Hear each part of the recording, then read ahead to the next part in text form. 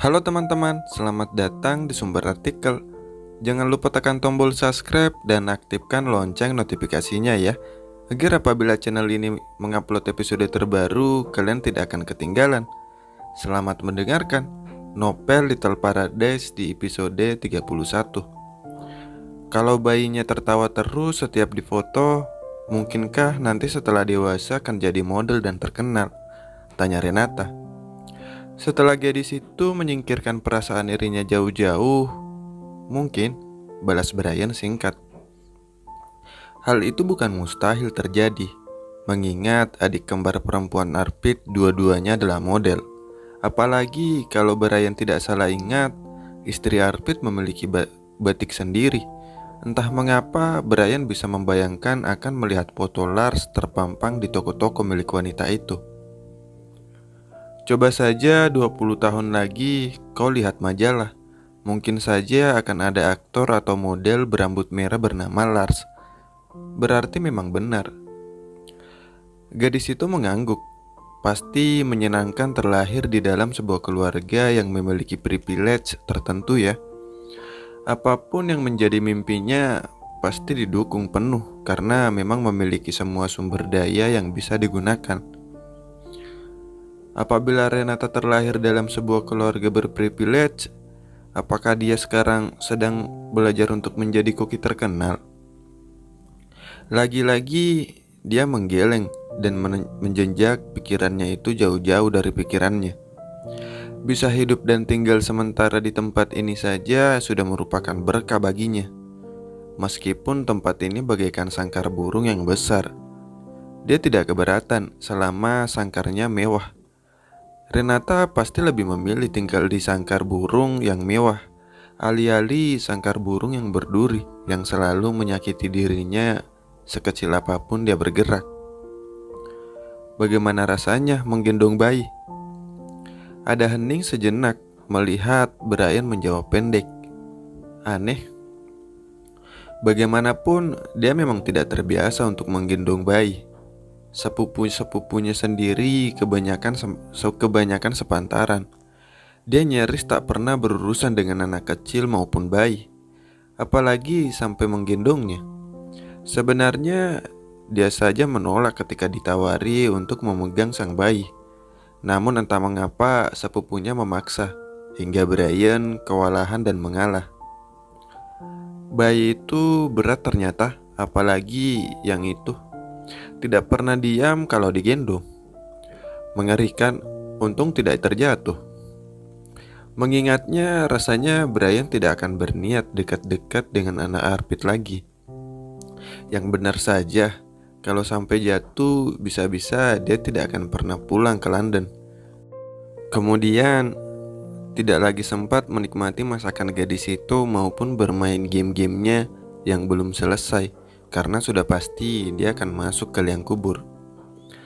Aneh juga, padahal Brian sudah biasa membawa Sophie dan rasanya tidak berat. Padahal dia tahu anjingnya itu pasti lebih berbobot ketimbang bayi kecil yang berumur 1 bulan.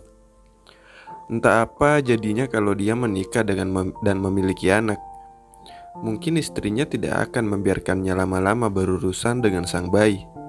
Meski tentunya Brian tidak berniat menikah dalam waktu dekat. Tiada niatan pun untuk repot-repot memikirkan tentang hal itu. Namun dia sedikit heran dengan Arpit yang semacam itu. Sekarang bisa menggendong anaknya tanpa celah. Mengingat perilakunya 5 tahun yang lalu, siapa yang menyangka sepupunya itu jadi yang tercepat untuk menikah dan bahkan memiliki anak. Entah apa yang dilakukan istrinya hingga sepupu tertuanya itu sekarang terlihat lebih jinak. Entah apa pula yang ada dalam pikirannya. Mereka hingga baru punya anak setelah sekian tahun menikah. Itu bukan urusannya. Yang dia tahu hanyalah bahwa melihat keluarga kecil itu terlihat bahagia kemarin. Brian turut senang dengannya, meskipun dia tidak berminat untuk mengakuinya secara terang-terangan. Mendengar alasan Brian, Renata hanya terkekeh. Dia pun sebenarnya ingin mencoba menggendong bayi. Selama ini dia tidak punya kesempatan untuk melakukannya. Bagaimana mungkin?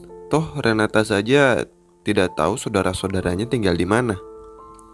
Tentu saja undangan semacam menghadiri bayi yang baru lahir tak akan dia dapatkan, apalagi mengingat bibinya yang seperti itu. Brian pun meletakkan alat makannya dengan rapi setelah menghabiskan potongan terakhir. Kemudian meminum di gelas menghabiskan dalam waktu singkat. Menyenangkan, bukan hanya rasa laparnya yang menghilang, rasa lelahnya bahkan ikut menguap setelah makan. Hingga Brian menjadarkan punggungnya ke arah kursi dan memandang sang pelayan. Kau memotong dagingnya agak terlalu besar sepertinya. Ini menyenangkan sekali. Tapi tidak apa. Lagi pula aku sedang lapar. Pemuda itu terkekeh pelan, mengingat porsi besar yang baru saja dihabiskan tak tersisa. Porsieta ini enak. Kau memang berbakat memasak. Tidak ingin coba untuk ke restoran di bawah dan belajar dengan para chefku sesekali? Renata yang saat itu sedang minum nyaris menyembur saat mendengar kalimat barusan. Untung saja dia langsung berhenti dan menurunkan gelasnya. Kemudian menatap sang pemuda dengan mata berbinar. Sungguh, saya boleh belajar dengan koki di bawah. Lihat kan, berada di sini saja Renata bagaikan burung yang terbang bebas. Sangkar yang mengurungnya terlalu besar dan mewah, sampai Renata bisa mengepakkan sayapnya dan hidup seperti burung tak terkurung sangkar.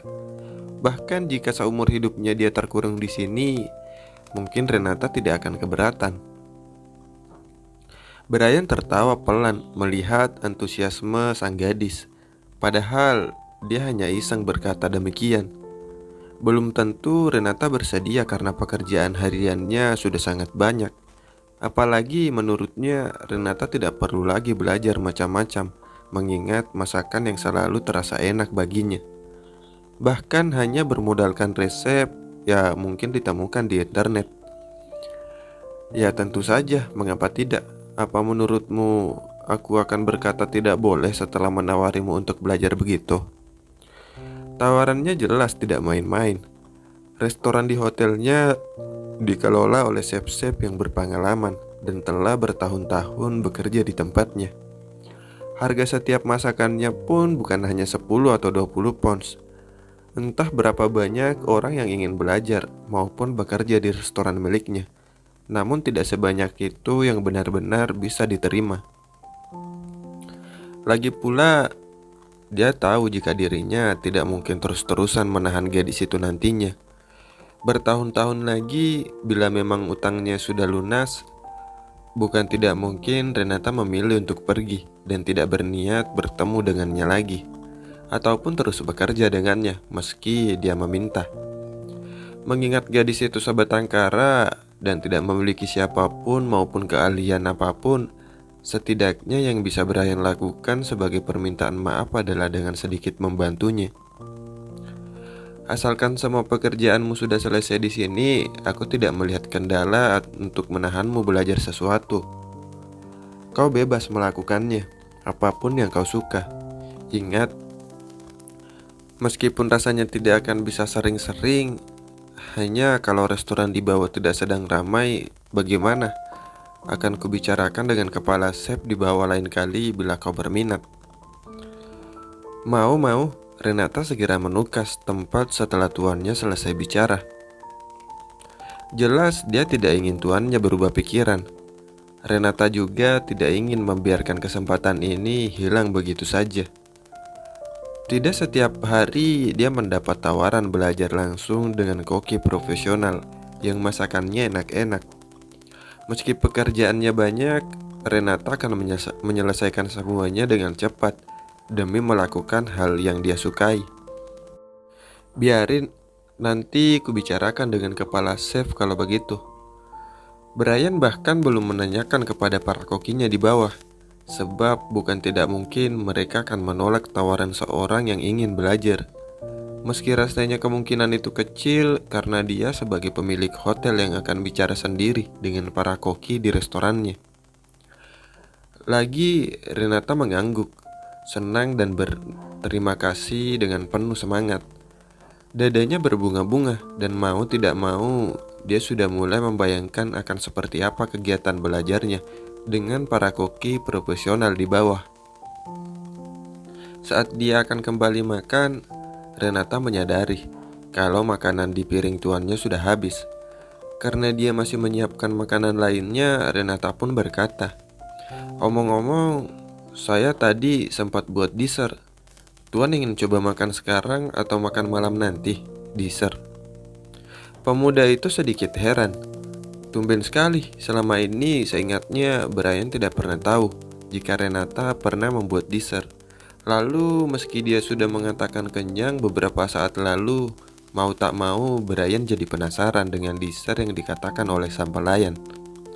"Boleh, sekarang saja. Bawakan ke ruangan tengah. Kutunggu di sana.